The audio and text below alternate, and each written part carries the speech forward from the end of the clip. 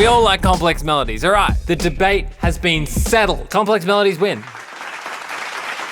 Now, all jokes aside, I still think it's easier for simple melodies to work in your track, but complex melodies work as well. To get them right though, it's just a little bit more complex.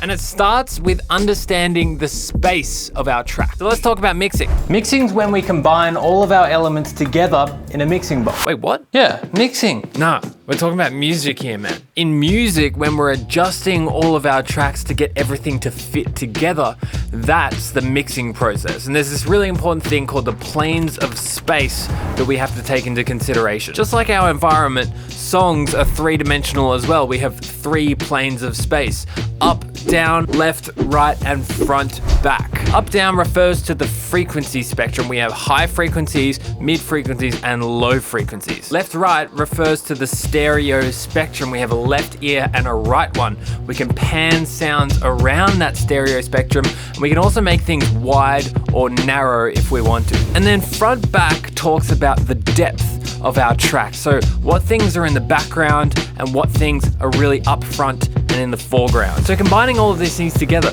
we can visualize this as like a 3D cube in which all of the space of our track lives. We can choose to place an element wherever we want in the cube, but we just don't want the elements to be clashing with each other. So we have to be kind of strategic about where we're gonna place each element. So it's kind of like solving a Rubik's Cube, right? We're trying to place things in the right spots so that everything lines up together. A little bit like that. Let me explain. So let's talk about fitting a complex melody into your track. The thing about a complex melody is it takes up more space than a simple one. So if you want a more complex melody to work in your track, you need to give it the room or space in that cube that it demands. So we need to give that complex thing, whatever it may be, the space enough for it to shine. This is why complex melodies are usually supported by more simple ones. Let's have a look at this track.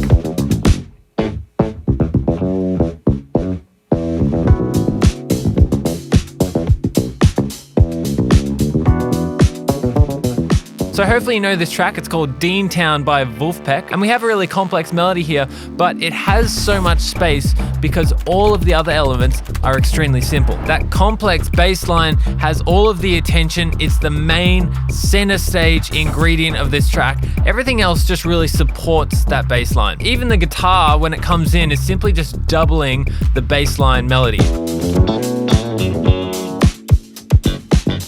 If we had a guitar in this case doing a completely different melody which was just as complex, like ripping a big guitar solo over the top or something like that, even though they're completely different frequencies, they're still going to be clashing because they're fighting for space. They're fighting for the attention of the listener. So depending on the melody, we need to give it the space that it requires. So I want to show you this example. This is a decision that I had to make last week when I was producing this track. I've got these 2 main elements. This guy here, which is like a bass line, and then this guy here, which is like some synth stabs. So let's listen to this bass line first.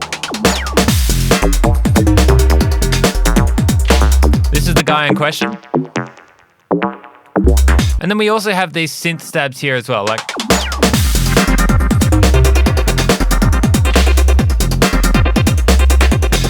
Now I wanted to progress the song in this case, so I thought about putting them together, but when I did that, I get this. Let's have a listen.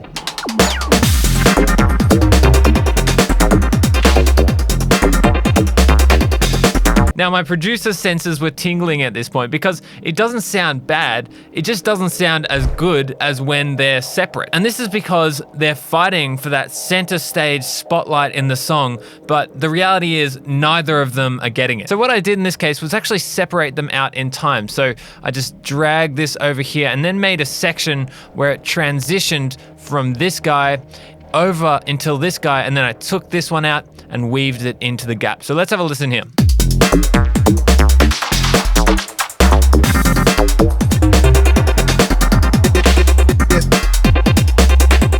So you can see how I've shifted the attention to this main element, and now this one is simply supporting this. But what is it that actually makes an element interesting in the first place? I'm gonna go over a few techniques now to make a sort of more boring melody into something a little bit more intricate and interesting. So I've got a little loop here with an operator bass and a pad. I've just got some drums here as well to support the idea. So let's have a listen.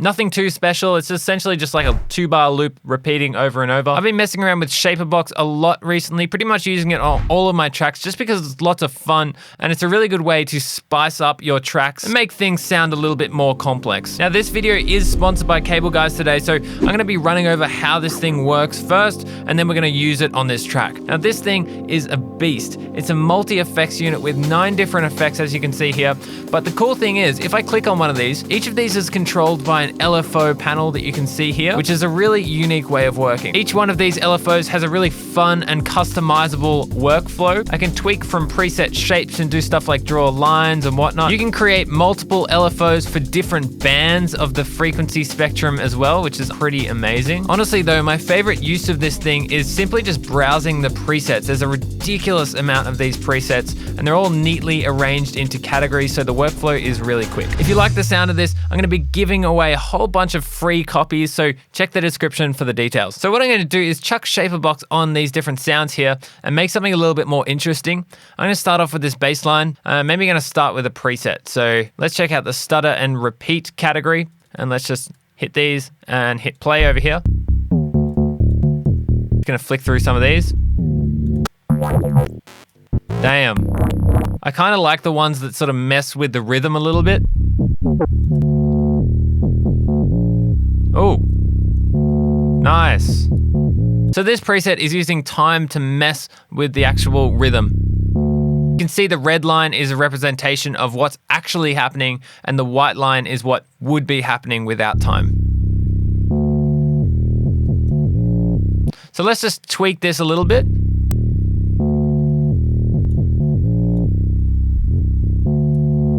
Now we've got a little bit of a gliding kind of reverse sound in there. So this is what we had before. And now with Shaperbox. Much more interesting, right? Nice. Let's try this pad as well. I'm gonna mess around with some more presets. Maybe you just start with the initial category. That's crazy. Gated sequence is kind of cool. Let's see if we can tweak this a little bit. Maybe we can bring this down a bit with the drive as well. I'm gonna go into the volume and maybe turn the trim up a little bit. And then I'm thinking this might sound good with some delays as well. Try this with the drums here.